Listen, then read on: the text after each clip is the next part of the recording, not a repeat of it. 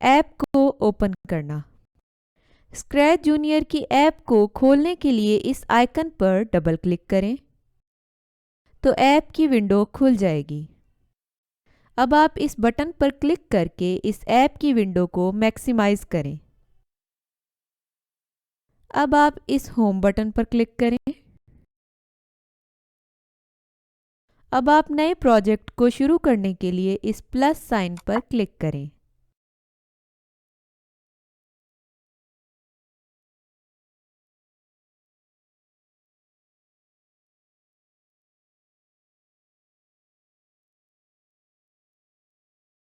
App को open करना।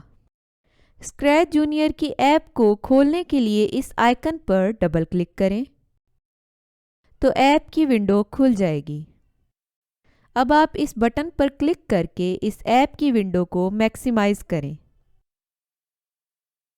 अब आप इस होम बटन पर क्लिक करें।